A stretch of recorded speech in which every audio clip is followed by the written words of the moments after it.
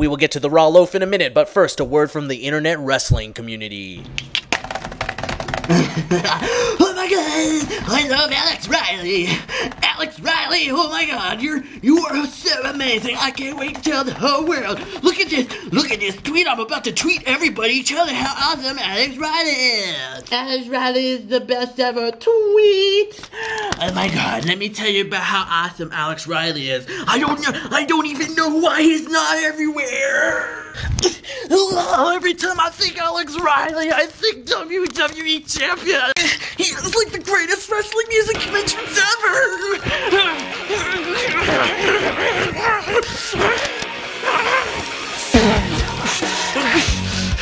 See, Alex Riley is just the greatest ever. I just wish you all understand. Without him, The Miz would be nobody. Jesse Sorensen totally stole his gimmick. It just, all I need to do is look at his name and I'm instantly better. But then I remember that he's never on television. Why is he never on television? You have like the greatest wrestler in the world, and I'm not talking about CM Punk. I'm not talking about Chris Jericho. I'm talking about Alex Riley. Paid for by the internet wrestling community. We are the internet wrestling community, and we approve this message. It's the 30-second Diva Battle Royale through the middle rope SmackDown recap. Layla defeats AJ with Deep Rise Distraction. Sandow defeats Ryder for a Money in the Bank spot. Tyson Kidd defeats Swagger for a Money in the Bank spot. Christian and Santino defeat Otunga and Rhodes for 2 Money in the Bank spots. AJ is a special guest referee for the Punk Bryan match at Money in the Bank. Ryback squashes the 2 greatest white rappers ever. Teddy makes a terrible match for the Great American Bash SmackDown on Tuesday. Tensai defeats Justin Gabriel for a Money in the Bank spot. And Sheamus defeats Ziggler and Del Rio to retain his title. I really hope you got the message.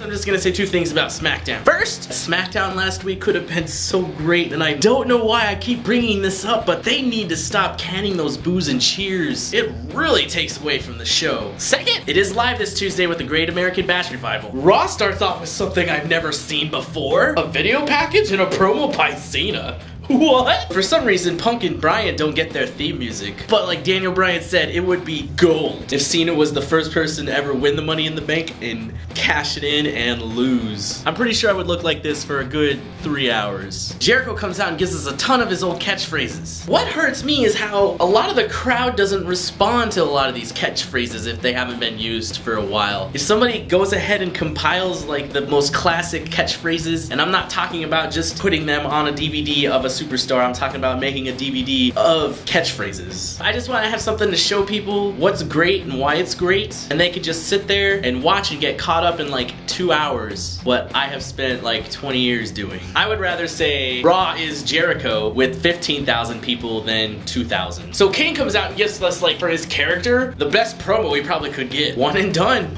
Yes! And then the Big Show came out and I turned my head for like a second and everybody's like dead except the Big Show. They're claiming all of that credit to the Big Show, which obviously it wasn't because they were fighting in the ring before Big Show came out. But I guess, you know, if it takes them 2 hours to get out to the ring, what are you gonna do? The first official match of the night is the Primetime Players and Otunga and Cody Rhodes versus Kofi Kingston and R-Truth and Santino and Christian. And all I keep thinking is, man, Kofi Kingston is the greatest tag team championship of all time. So AEW decides that the Primetime Players don't need to be there, and really, why do they? And Cody Rhodes follows suit. And then Otunga tries to run away, but the Funkasaurus comes out and throws him back into the ring. Otunga walks right into the Cobra Strike. Santino gets the pin. And then the anti-babyface Be a Star moment happens when everybody just collides onto Otunga. By the way, I'm really hoping Santino gets removed from the Money in the Bank match and is replaced with Cody Rhodes. Del Rio's in the back buttering up to Teddy Long, to which Long responds, "You're gonna get the Teddy Long surprise," which ended up just meaning that Del Rio had to face Sin Cara, and Del Rio takes Sin Cara out in a doggy bag. The best opening to a promo ever happens while Daniel Bryan's bringing up a rose to AJ, and I really wish she would have eaten it because that would have solidified her crazy chick status. I can't even convey, I can't even do the face that Paul Heyman did when the dude was miking him up. I can't even. His eyes, his face. That a picture's worth 1,000 words. That was worth 1,000 boners. Heyman tells us that at the 1,000th episode of Raw, Brock Lesnar will respond to Triple H's challenge for SummerSlam. Next up is a mixed tag match featuring Ziggler and Vicky versus AJ and Sheamus. I just love that team chest hair sign out there. You will never believe what happened to Ziggler in this match. He was flapjacked. So this whole match, Sheamus pretty much annihilates Ziggler. Ziggler tags in Vicky. AJ comes in and does a, what is that called, a low drop kick?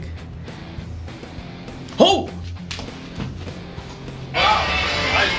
Okay, seriously, that was legit marking out when I saw Slater was in the ring. So he's facing Doink tonight. And I'm first to thinking, as if they're cheaping out here. I mean, anybody could be playing Doink. I loved Doink at the back of the day, but, you know, anybody could play it. And Slater gets a victory.